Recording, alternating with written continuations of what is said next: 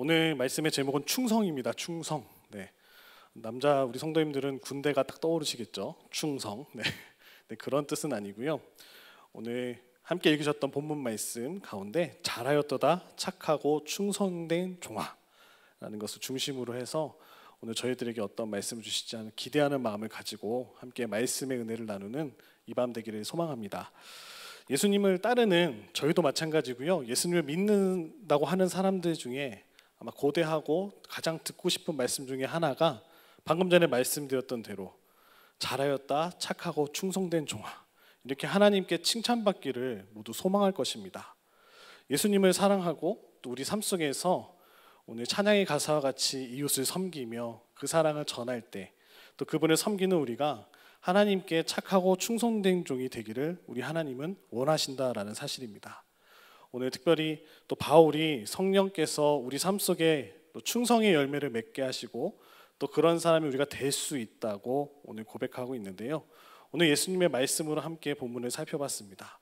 그러면 충성이란 단어가 어떤 뜻일지 좀 먼저 살펴보고자 합니다. 충성이라는 것은 믿을만하고 의지할 수 있음을 뜻한다고 합니다. 그러니까 충성된 사람이라고 하면 신뢰가 가는 사람이죠. 아무나 보고 저 사람은 참 충성된 종이다 라고 이야기하지 않습니까? 그렇게 이야기는 하지 않고요.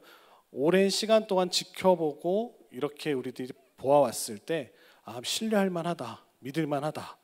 충성스러운 사람은 정직하고 성실한 사람이다. 저희들이 이렇게 이야기할 수 있을 것입니다. 또 충성된 사람은 사람들과의 약속도 잘 지키고요. 또 본인이 이야기하고 약속한 바를 잘 행하기도 합니다. 거짓말을 하거나 속였던 사람들은 잠깐은 속일 수 있으나 좀 시간이 지나면 그런 거짓들이 다 드러나게 되죠. 또 한편으로 충성이라는 것은 오랜 기간에 걸쳐서 믿을 만한 행동으로 꾸준히 그 일을 감당하는 것이죠. 이제 저희들이 돌아오는 주일에 공동회를 하고 또 중직자를 선출할 터인데요. 이런 충성된 일꾼들이 우리 교회에 많이 세워지기를 소망합니다. 왜냐하면 이런 일꾼들을 통하여서 우리 교회가 좀 어렵고 힘든 시기이지만 이것을 극복해 나가고 더욱더 하나 되어서 하나님이 정말로 기뻐하시고 하나님이 원하시는 우리 공동체로 나아가야 될 줄로 믿습니다. 하나님의 신실하심에 대해서 충성된 종들은 또 나아가게 되는데요. 성경에서는 하나님의 속성 가운데 하나님의 신실하심을 자주 이야기합니다. 하나님의 신실하심과 충성이 어떻게 연결되는지 좀 살펴보고자 하는데요. 성경에서 오래된 시 가운데는 하나님을 반석이라는 표현을 통하여 나아갑니다.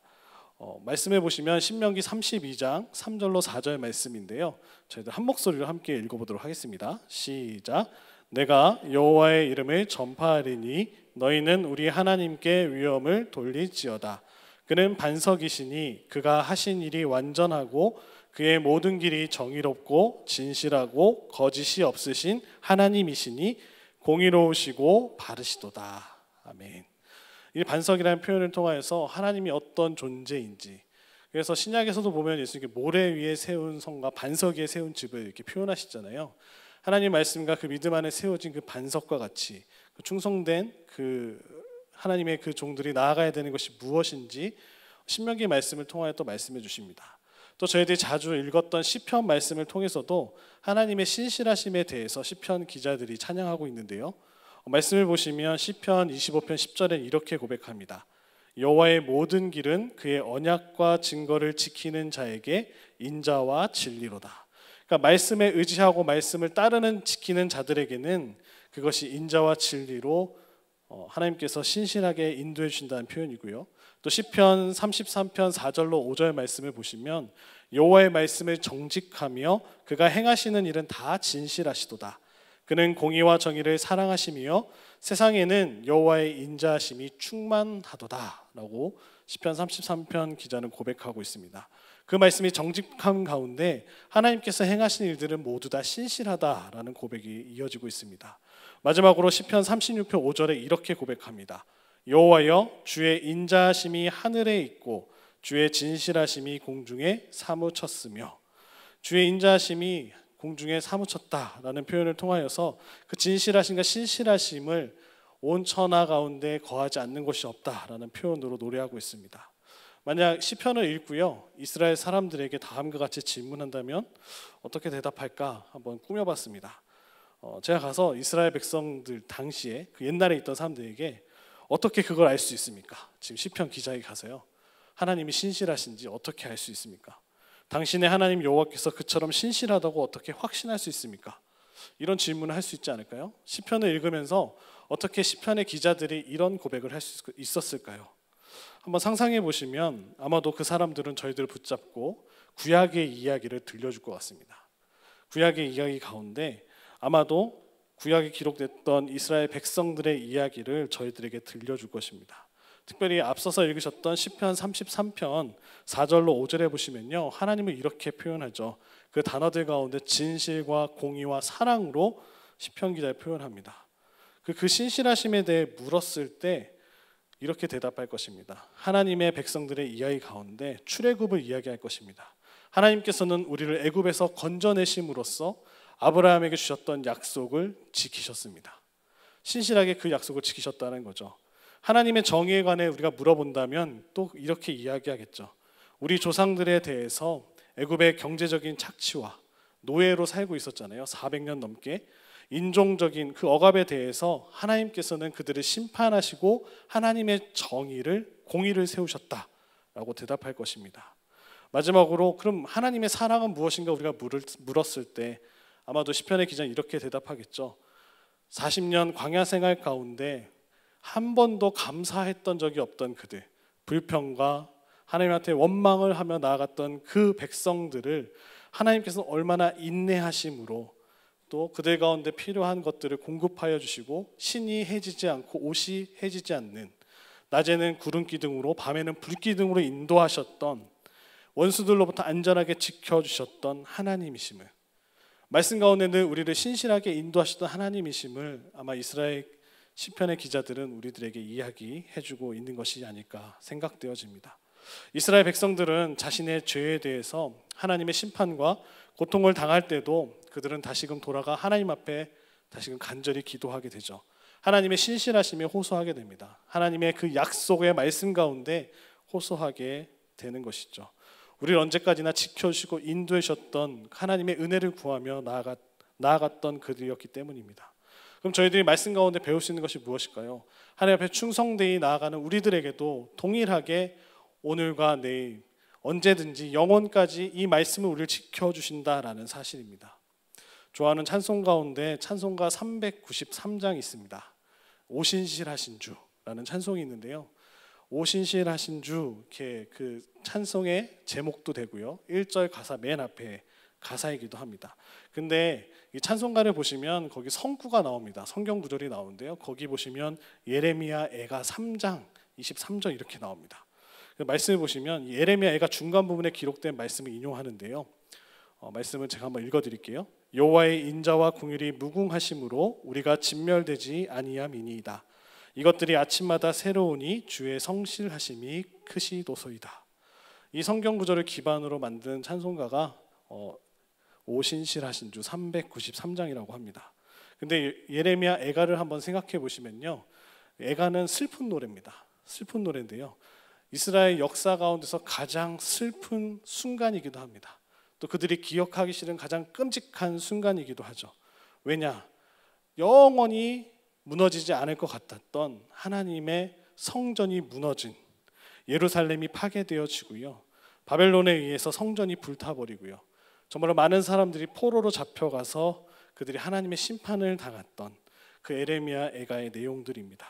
하지만 이런 처참한 상황 속에서도 그들 자신이 신실하지 못함의 결과 때문에 그들이 고통당하고 있지만 여전히 그들은 고백하게 되죠. 우리 하나님은 신실하시다고. 말씀을 잘 생각해 보면 예레미야 애가 말씀을 통하여서 1장부터 5장까지 예레미야 애가가 진행되어지는데요, 오싹한 어둠과 같이, 정말로 캄캄한 어둠과 같이 앞이 보이지 않는 상황 속에서도 이 말씀이 한 줄기 빛과 같이 그 백성들에게 위로와 희망을 주게 되죠. 죄와 고통의 바위 위에 소망과 믿음이 산산이 다 무너져 버릴 때, 다 부서져 버릴 때, 더 이상은 아무런 희망이 없다고 생각되어지는 그때 하나님을 신뢰할 수 있고 나아갈 수 있는 믿음을 주셨다라는 것을 찬송가를 통해서 또 그 말씀을 통해서 저희들이 깨닫게 해주십니다. 저희들이 그 말씀 가운데 나아가면 그 사도 바울은 성령의 9가지 열매 가운데 충성이라는 열매를 이야기하면서 아마도 당시 정말로 살아가는 주의 자녀들에게 우리에게 구원자로 오셨던 그 예수님의 삶과 또 예수님의 죽으심과 또 부활하심에 대해서 온전히 증명된 하나님의 신실하심을 자꾸 생각나게 하고 그것들을 붙들고 나아가라고 권면하고 있는 것이 아닐까 생각되어집니다. 특별히 고린도전서 1장 9절에 이렇게 이야기합니다. 너희를 불러 그의 아들 예수 그리스도 우리 주와 더불어 교제하게 하시는 하나님은 미쁘시도다. 예수 그리스도 우리 주와 더불어 교제하게 하시는 하나님의 은혜를 이야기하고요. 또 고린도전서 10장 13절에는 이렇게 이야기합니다. 하나님은 미쁘사 너희가 감당하지 못할 시험당함을 허락하지 아니하시고 시험당할 즈음에 또한 피할 길을 내사 너희로 능히 감당하게 하시느니라. 날마다 하나님의 은혜 가운데 붙잡힌 바 되어 하나님의 신실하심을 구하는 자녀들에게 하나님께서는 감당할 만한 시험을 주시고 피할 길을 내어주신다라고 고백하고 있습니다. 마지막으로 데살로니가전서 5장 23절과 24절에 이렇게 고백합니다. 너희의 온 영과 혼과 몸이 우리 주 예수 그리스도께서 강림하실 때에 흠없게 보전되기를 원하노라. 너희를 부르시는 이는 미쁘시니 그가 또한 이루시리라. 하나님께서 다시금 부활에 대한 소망을 갖게 하는 거죠. 우리가 이 땅 가운데 죽지만 그것이 그냥 죽는 것이 아니라 잠시 잔다라고 표현하고 있지 않습니까? 성경에서는 주님 다시 오셨을 때 그 부활의 소망, 예수님께서 우리의 부활의 첫 열매가 되어주셨고 우리와 영원히 함께 하신다는 그 사실에 소망을 두게 하고 있음을 저희들이 말씀에서 깨달을 수 있겠습니다. 우리 하나님은 우리가 신뢰할 수 있는 분이십니다. 분명히 그렇습니다. 하나님의 백성은, 그러면 하나님을 따르는 하나님의 백성들은 신뢰할 수 있을까요? 우리는 신뢰할 수 없죠. 그렇지 못한 경우가 더 많은 것 같습니다. 대표적으로 구약 이스라엘의 이야기를 통하여서도 저희들이 살펴볼 수 있듯이 하나님께서 붙잡아 주시는 것 같은데도 그 백성들은 여전히 다른 길로 나아갑니다. 하나님은 신실하시지만 그 백성들은 신실하지 못한 모습을 보여주는 이야기가 바로 구약의 이야기들입니다. 특별히 예언서 가운데 호세아서를 한번 보시면요, 결혼 이야기를 통하여서 하나님과 이스라엘 백성들을 표현해주고 계십니다. 호세아 선지자와 그의 아내 고멜, 음탕한 여인이었던 고멜이요, 날마다 남편과 가정을 뒤로 하고 다른 남자들을 쫓아서 나아가게 됩니다. 온전한 가정을 이루기가 쉽지 않죠. 데려다 놓으면 도망가고요, 데려다 놓으면 도망가고, 이것은 마치 이스라엘과 하나님의 백성 간의 관계를 소연해주고 있는 것이죠. 돌아온 것처럼 보이지만 자꾸 딴 길로 도망가고요, 자꾸 곁눈질하여서 다른 길로 간다는 것이죠. 우리가 잘 알고 있듯이요, 이 하나님의 신실하심이 어찌 보면 이스라엘 백성들 신실하지 못함과 부딪혔을 때도 그때 느끼신 하나님의 감정이 마치 호세아의 마음과 같지 않을까. 네. 그러나 더 나아가서 보면요, 하나님께서는 그런 신실하지 못한 백성들을 끝까지 인내하심으로 그들을 붙잡아 주시고 인도해 주신다라는 사실입니다. 저희들이 그 말씀을 좀 더 충성에 대해서 인물들을 통해 좀 살펴보고자 하는데요, 믿음의 장이 있습니다. 성경 가운데 믿음의 인물들이 기록된 성경이 히브리서 11장입니다. 특별히 히브리서 11장의 대표적인 그 충성된 인물이 모세라는 인물이죠. 너무나 잘 아시죠, 모세. 히브리서 기자는 예수님에 관하여서 이야기할 때 하나님의 신실하심과 더불어서 모세랑 비교해주고 있습니다. 말씀 한번 보시면요, 히브리서 3장 1절로 2절 말씀 함께 읽도록 하겠습니다. 시작.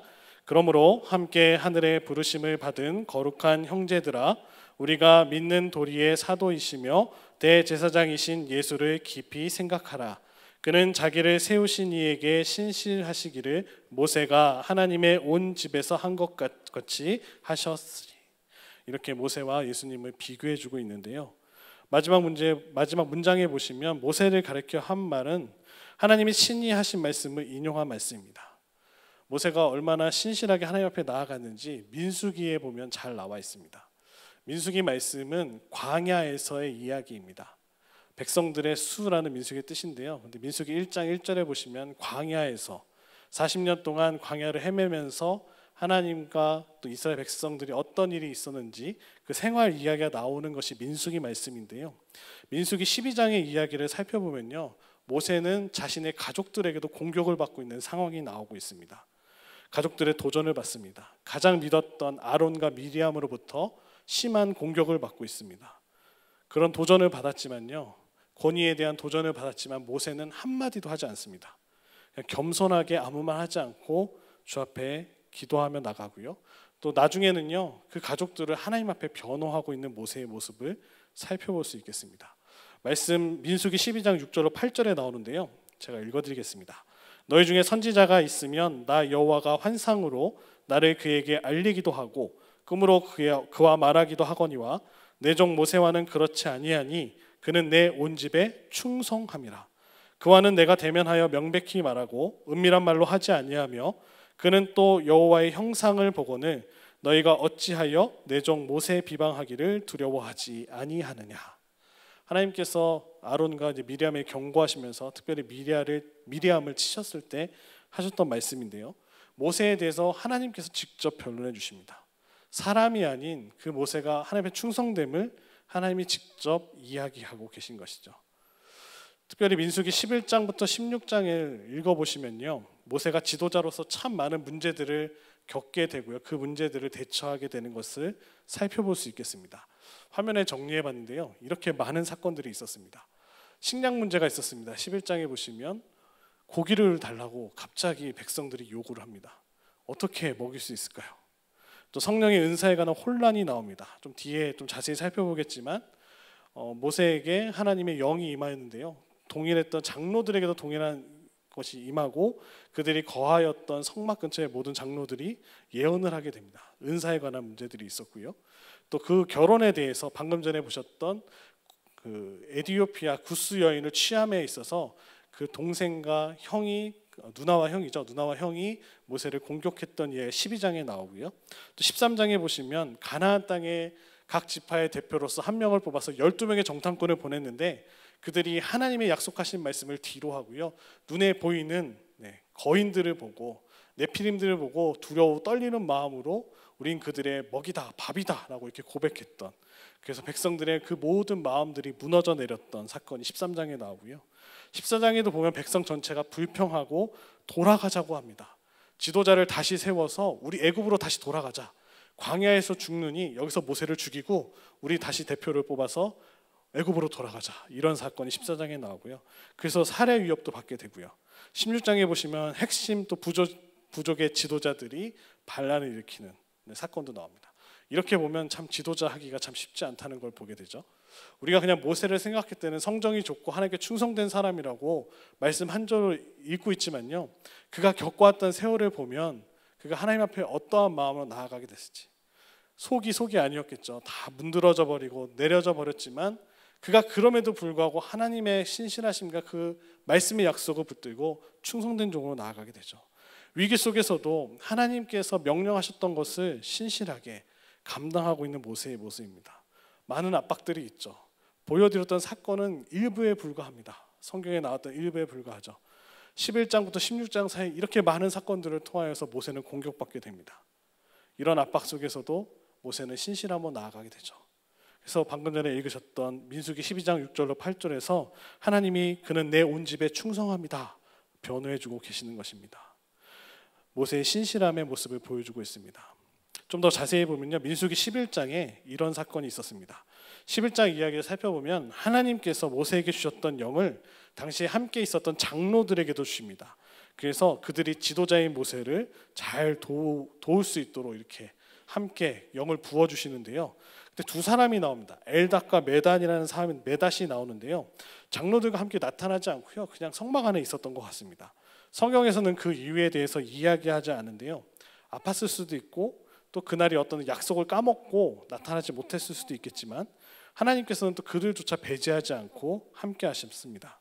민수기 11장 26절에 이렇게 나옵니다. 말씀해 보시면요, 그 기명된 자 중, 이름이 쓰여진 자 중에 엘닷이라 하는 자와 메닷이라 하는 두 사람이 진영에 머물고 장막에 나아가지 아니하였으나 그들에게도 영이 임하였으므로 진영에서 예언한지라. 모든 장로들이 모세를 따라서 하나님의 장막 앞에 나아가는데 이 엘닷과 메닷은 자기가 살고 있었던 그, 지금으로 치면 텐트 앞에 그냥 있었던 것입니다. 백성들과 함께요. 근데 그들에게도 동일하게 성령이 임하시니까 그 두 사람이 예언이 터지기 시작한 거죠. 그러자 이제 모세에게 달려가서 이런 한 사람의 고백을 하죠. 두 사람이 진영 안에서 어찌 보면 모세 허락도 받지 않고 감독도 받지 않는 상태에서 예언하고 있다고, 걷잡을 수 없는 상황으로 정말 위험한 상황입니다 라고 달려가서 이야기를 합니다. 그가 바로 여호수아입니다. 여호수아가 모세에게 나가서 이렇게 이야기하죠. 내 주 모세여 그들을 말리소서. 진영 안에서 갑자기 두 사람이 뜬금없이 알아듣지 못하는 언어로서 예언을 하기 시작했다는 거죠. 어찌 보면 여호수아는 모세 다음에 이제 차기 지도자로서 준비되고 있었던 인물이었는데요. 근데 이제 모세가 이제 그에게 대해서 이렇게 이야기하죠. 어떻게 이야기하냐면 당장 이것을 멈춰야 합니다. 여호수아가 이야기했을 때 적절하게 이렇게 이야기합니다. 민수기 11장 29절에 이렇게 이야기하죠. 내가 나를 두고 시기하느냐? 여호와께서 그의 영을 그의 모든 백성에게 주사 다 선지자가 되게 하시기를 원하노라. 좀 뜬금없는 말 같기도 한데요. 여호수아가 걱정이 되고 또 모세의 권위가 흔들릴까 봐 그렇게 와서 이야기했지만 모세는 이렇게 말씀 읽으셨던 29절을 같이 이야기하고 있습니다. 하나님이 원하신다면 하나님께서 행하실 것이다. 모세의 심정을 알 수 있겠죠. 사람의 생각과 사람의 방법으로 그 모든 것들을 막는 것이 아니라요, 하나님께서 행하심을 그냥 그대로 흘려보내는 것을 살펴볼 수 있습니다. 하나님께서 은사를 두루 퍼뜨리기 원하신다면 모세는 그것도 좋다고 생각하고 있는 것입니다. 그가 하나님의 영을 독점하고 있다, 나만 하나님의 영을 받고 나만 하나님의 말씀을 전한다, 그런 생각이 아니라요, 하나님이 그렇게 행하신다면 그건 하나님의 뜻일 거야, 하나님의 인도하심일 거야, 모든 것을 인정하고 나아간다는 것이죠. 어찌 보면 자신에게 주셨던 은사가 다른 이들도 받게 된다면, 하나님을 만난다면 그보다 더 좋은 것은 없기 때문에 모세는 이렇게 고백하고 있습니다. 더 많은 이들이 하나님의 영을 받게 된다면 어쩌면 그들은 자신의 온갖 문제로부터 모세를 덜 괴롭히게 될 것이다. 모세가 또 이렇게 생각할 수도 있었을 것 같습니다. 민수기 11장부터 16장 사이에 수많은 백성들의 도전과 압박이 있었기 때문이죠. 근데 모세는요, 하나님의 영과 하나님이 주신 그 은사를 혼자만 갖고 있지 않았습니다. 자신의 권위를 더 세우기 위해서 그것을 가지고 사람들을 겁주고 공포로 다스렸다는 것이 아니라요, 하나님께서 행하심을 묵묵히 바라보며 있었다라는 것이죠. 하나님이 최선을 가장 좋은 것으로, 가장 선한 것으로 인도해 주실 것이다, 하나님께서 그 백성들을 이끄실 것이다 라는 믿음이 있었기 때문입니다. 바로 그가 그런 충성된 마음을 가지고 하나님 앞에 나아갔다는 것이죠. 또 민수기 14장에 이기적인 야심과 또 완전히 결여됐던 사건이 또 나오게 됩니다. 모세가 참 쉽지 않았던 지도자였는데요, 백성들이 14장에서 이제 더 이상 약속의 땅으로 나아가기를 소망하지 않습니다. 아무리 봐도 광야입니다.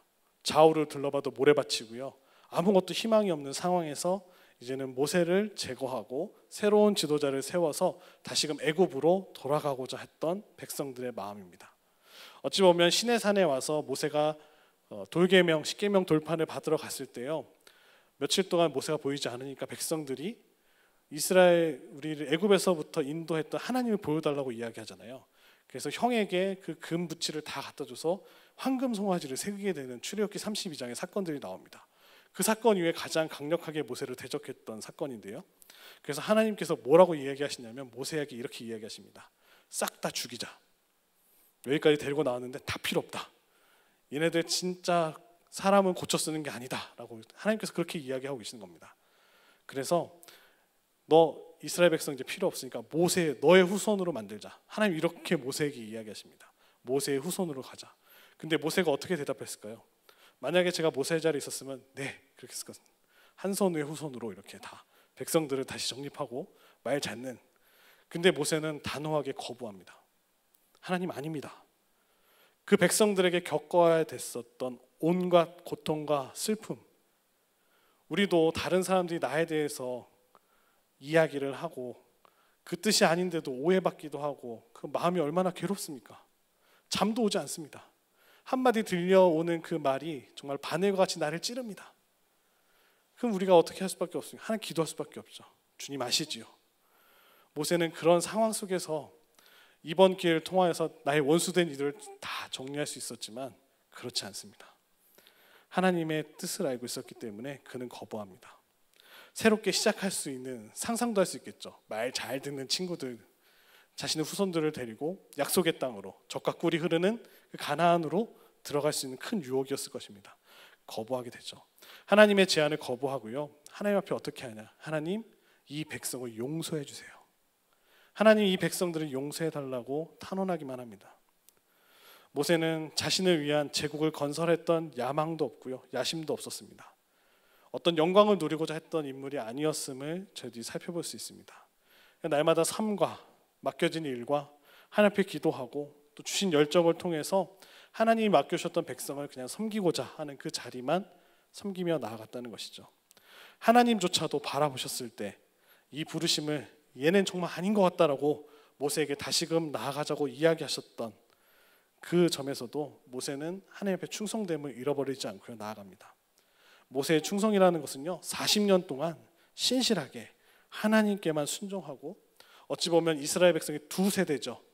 30년을 지나면 부모 세대와 그 다음 세대까지도 두 세대에 걸쳐서 정말로 배은망덕한, 하나님 앞에 날마다 배신하고 원망하고 불평했던 그 백성들을 신실하게 이끌면서 처음에는 자신이 원하지도 않았던 일들을 개척해 나가며 감당했던 지도자가 모세였습니다. 그래서 성경은 모세가 충성의 최고의 본보기로 삼고 있는 것입니다. 다른 인물들도 있습니다. 삶 속에서 충성을 보여줬던 많은 인물들이 있죠. 요셉, 사무엘, 룻도 그렇고요. 시어머니를 쫓아서 자신의 조국을 뒤로 하고 정말로 몰랐던 이스라엘 돌아왔던 룻, 다니엘도 그렇고요. 예레미야도 그렇고요. 에스겔도 그렇고요. 성경의 인물들의 면면을 살펴보면 그들이 자신의 삶, 자신을 주장하는 것이 아니라 하나님의 뜻을 알았기 때문에 하나님과 늘 동행했던 모습들을 살펴볼 수 있습니다. 그러면 이제 우리가 또 누구를 통하여 충성을 배울 수 있을까요? 예수님이시죠. 예수님이 가르치시고 본을 보이셨던 충성입니다. 히브리서에서도요, 아까 읽으셨던 그 말씀에서 하나님의 아들이신 예수님께서 하나님의 종으로서 모세가 신실했던 것보다 훨씬 더 신실한 모습을 그 자녀와 백성들에게 보여주십니다. 예수님께서는 자신의 그 말씀을 성취하시기 위해 하나님께서 이 땅 가운데 본인을 보내신 그 목적을 성취하십니다. 신실하게 그 길을 한 걸음 한 걸음 걸어가셨습니다. 성부 하나님의 뜻을 행하시고요, 아버지 하나님의 뜻을 행하시고 주어진 일을 마치셨습니다. 생의 마지막 죽기까지 순종할 각오로 나아갑니다. 요한복음 17장 4절에 이렇게 고백합니다. 아버지께서 내게 하라고 주신 일을 내가 이루어 아버지를 이 세상에서 영화롭게 하였사오니, 하나님이 명령하신 일에 순종함으로 하나님의 영광만, 하나님만을 영화롭게 했던 일들을 감당하신 분이 바로 우리 예수님이십니다. 예수님께서는 자신을 따르는 이들에게도 신실할 것을 명령하고 계시죠. 예수님을 따르기 위해서는 헌신과 인내가 필요합니다. 우리 자신을 부인하고 십자가를 지는 것을 뜻합니다. 예수님은 열정적으로 시작한 다음 금세 되돌아갔던 사람들을 위한 것이 아니죠. 수많은 무리가 예수님을 따라왔습니다. 언제요? 오병이어 사건 이후에. 먹여주잖아요. 먹을 것이 없었던. 병자들을 고쳐줬을 때 수많은 사람들이 예수님의 이름을 구하고요, 먹을 것이 없었을 때 먹여줬을 때 왕으로 삼고자 했습니다. 그런데 그런 사람들을 싹 물리시고 예수님 어디로 가시나요? 기도하러 산으로 도망쳐 가십니다. 하나님 앞에 나아가시죠. 팔복에서도 늘 얘기하시는 것이 무엇입니까? 우리가 생각했던 복과 예수님이 말씀하시는 복이 너무나 다르죠. 안락한 삶과 정반대인 하나님 나라 안에서 삶을 이해하게 해주고 계십니다. 오늘 읽으셨던 마태복음 25장 21절의 말씀대로 잘하였도다 착하고 충성된 종아, 어찌 보면 자신의 종들에게 금덩이와 같이 달란트를 맡겼던 그 주인의 모습, 예수님의 유명한 비유에 등장하는 그 주인의 모습을 통하여서 어찌 보면 정말로 자신이 가지고 있는 것을 일해서 주인을 위해 좋은 결과를 만들어내죠. 그때 주인은 그들을 착하고 충성된 종이라고 부릅니다. 그들이 해야 할 옳은 일을 알았고 그들이 행하였기 때문에 착하며, 또 믿을 만한 주인이 돈으로 스스로 부자가 되지 않기 때문에, 그러니까 그 돈을 가지고 혼자 착복한 것이 아니라요, 그 주인의 명령대로 그것을 가지고 나가서 불렸다는 것이죠. 충성된 종이라고 칭찬을 받았습니다. 마태복음 25장에는 이 비유 말고도요, 열처녀 비유와 그다음에 달란트 비유와 양의 비유가 나오고 있습니다. 근데 돈 자체가 핵심은 아닙니다. 하나님의 백성이 잘 먹고 잘 사는 그런 이야기가 아닙니다. 부를 증식시켜야지 하나님 부도 칭찬받는, 그러니까 돈을 주셨는데 내 돈을 가지고 더 이렇게 돈을 불려야지 칭찬받는 그런 이야기가 아닙니다. 이 비유는 예수님께서 임박하신 그 하나님의 나라와 또 왕을 알고 섬기는 이들의 책임에 대해서 이야기해주고 계시는 거죠. 문자적으로 돈과 부에 대해서 경고하고 계십니다. 우리가 돈을 다룰 때마다 전적으로 믿을 만한 사람, 또 정직하고 성실한 사람이 되어야 된다고 이야기해주고 계십니다. 돈이 중요한 것이 아니라 하나님 앞에 정직함과 성실함으로 나아간다는 것이죠. 충성된 것은 책임감이 있다는 것이죠. 예수님께서도 분명히 이야기하십니다. 하나님을 섬기는 것을 방해하는 큰 적은 만몬이다. 너무나 많은 그리스도인들 또 그리스도의 지도자들이 돈에 관해서 충성하지 못함으로써 몰락하게 됩니다. 청지기와 같이 맡겨주셨다라는 거죠. 그러니까 충성은 정직과 책임감을 저희들이 요구함을 예수님의 가르침을 통하여 배울 수 있습니다. 또 바울은 뭐라고 이야기합니까? 예수님을 직접 사역하지 못했지만 다메섹 도상에서 만났던 바울은 이렇게 이야기합니다. 돈을 다루는 문제에 관해서 굉장히 신중하게 접근합니다. 그가 정말로 많은 공부를 하고요. 또 이방인의 지도자로서 부름을 받아서 당시에 그 헬라 지역에 있었던 소아시아 7교회 그런 소아시아 이제 교회들을 돌면서 돈을 모으게 되죠. 연보를 받습니다. 헌금이라고 하죠. 연보를 받아서 당시 가난하고 고통 가운데 있었던 예루살렘의 유대인 그리스도인들에게 그 돈을 흘려보내게 됩니다. 그래서 이 연보에 대한 이야기는 로마서 16장, 고린도전서 16장 말씀에 바울 서신서에서도 자주 등장하는데요. 연보는 가난한 이들의 필요를 채우는 실천적인 목적을 위해서만이 아니라 신학적으로도 매우 그에게는 중요했던, 헌금을 드리는 것이 굉장히 중요했던 것 중에 하나로 말씀에 쓰여져 있습니다.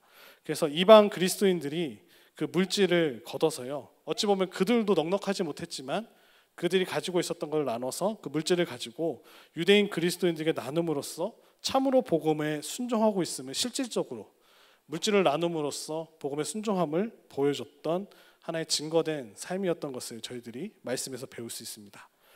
바울이 이렇게 이야기하지 않았겠죠. 그냥 가서 설교할 때마다 저에게 돈을 주세요. 네, 제가 오늘 설교하는데 돈을 주시면 제가 그걸 가지고 예루살렘으로 가지고 가겠습니다. 나를 믿으세요. 저는 사도입니다. 네, 제가 여러분에게 지금 저는 계명교회 부목사입니다. 저를 믿으시고 돈을 주세요. 제가 선교지에 가서 돈을 드리고 오겠습니다. 이렇게 비슷하게 설명해주고 있습니다. 그렇게 이야기 안 했다는 것이죠. 그렇지 않았죠. 바울은 이거 모든 것들을 가지고 교회가 신뢰하고 임명받은 사람들을 통하여서 이 일들을 행하였다는 것이죠. 연보를 모으는 과정도 감독하고요. 바울이 함께 여행하고 그 모였던 모든 돈을 정직하고 책임감 있게 사용할 수 있도록 함께 동역했다는 것이죠. 한 사람에게 몰아주지 않고 함께 했다는 것입니다. 여러 사람이 이 과정을 함께 했다는 것이죠. 정확히 누가 참여했는지는 성경에 나오지 않지만요. 이 정한 절차에 따라서 모든 과정들이 정직하게 이루어지고 있었다는 것이죠. 그러기 위해서는 큰 대가도 치러야 됐습니다. 어찌 보면 소수의 사람이 한두 명만 가면은 비용도 적게 들고요. 배값도 적게 들고 정말 더 많은 돈을 섬길 수 있는데요. 바울은 그렇게 하지 않았습니다. 많은 비용이 들었지만 그것을 집행하고 하는 과정 가운데 사람들은 이렇게 이야기했죠. 왜 이렇게 많은 사람들이 함께 합니까? 그런 비용이 들어서 나중에 그 돕는 돈이 더 낭비되고 적지 않습니까? 이렇게 예산에 대해서 감사 비용이 너무나 많이 드는 거 아닙니까? 이렇게 이야기할 수 있는데요. 고린도 후서 8장 20절과 21절에 바울이 이렇게 이야기합니다. 뭐라고 이야기하냐면요. 이것을 조심함은 우리가 맡은 이 거액의 연보에 대하여 아무도 우리를 비방하지 못하게 하려 함이니 이는 우리가 주 앞에서뿐만 아니라 사람 앞에서도 선한 일을 조심하려 함이라. 좋은 일이지만 더욱더 조심한다고 이렇게 주장합니다. 충성과 정직, 성실에 관해 이렇게 한마디로 표현해주고 있다는 거죠. 얼마나 성실하고 충성되고 정직하게 나아갔다는 것입니까? 거액의 하나님께서 그에게 맡겨주셨던 이 거액의 연보를 가지고 누구도 비방하지 못하게 투명하게 또 주 앞에뿐만 아니라 사람 앞에서도 좋은 일이지만 더욱더 조심한다. 믿음직한 자신의 동역자들뿐만 아니라 그는 나중에 보면 종들에게도 똑같이 합니다. 그래서 노예들도 착취당하지 부당한 대우를 받았기에 자신의 주인에게 이제 빚지지 않고 있는 그 사람들에게도 오네시모와 같이 빌레몬서를 통하여 그런 노예들에 대해서도 이렇게 권면해주고요. 그래서 바울은 날마다 하나님의 말씀을 붙들고 그가 정직함과 성실함으로 그 일들을 감당하려고 했던 것을 저희들이 살펴볼 수 있었습니다. 충성이 어찌 보면 단기간에 끝나는 것이 아니라 앞에서 말씀드렸다시피 오랜 시간 동안 그의 삶으로 드러나게 되는 것이죠. 꾸준하고 믿을만하고 평생에 걸쳐서 드렸던 헌신이 포함된다는 것을 살펴볼 수 있겠습니다. 그래서 충성은 사랑으로부터 태어나고 한결같은 감사를 통하여 유지되어지고 마음을 다하고 온 삶을 드리는 우리의 모든 삶을 드리는 헌신을 한마디로 이야기한다면 충성입니다. 우리의 주님이시며 우리의 구원자이신 예수님에 대하여 우리가 흔들리지 않는 그 신실함의 그 마음도 포함되어 있다는 것이죠. 말씀 앞에 충성해야 되고요. 우리는 복음 앞에 충성해야 되고요. 교회 앞에 충성해야 되고요. 하나님께서 우리에게 맡겨주신 그 사역과 또 사명에 대해서 충성해야 될 줄로 믿습니다. 세상 속에서 행하시는 그 하나님의 선교와 더불어서 우리가 이 일에 참여하는 모든 사람에 대해서 우리가 모두가 충성의 의미를 깨달아 알고 나아가기를 소망합니다. 충성이라는 것은 정말로 우리가 무엇을 믿는지, 정말로 무엇을 사랑하는지, 궁극적으로 무엇에 헌신하는지에 대해서 아는 것을 뜻해주고 있습니다.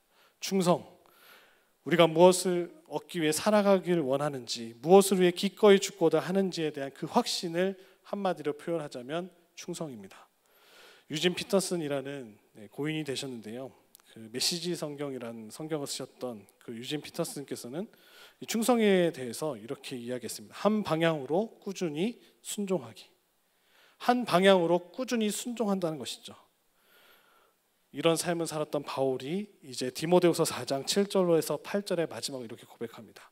이 말씀을 읽고 오늘 말씀을 정리하고자 하는데요. 디모데후서 4장 7절로 8절 한 목소리로 읽도록 하겠습니다. 시작.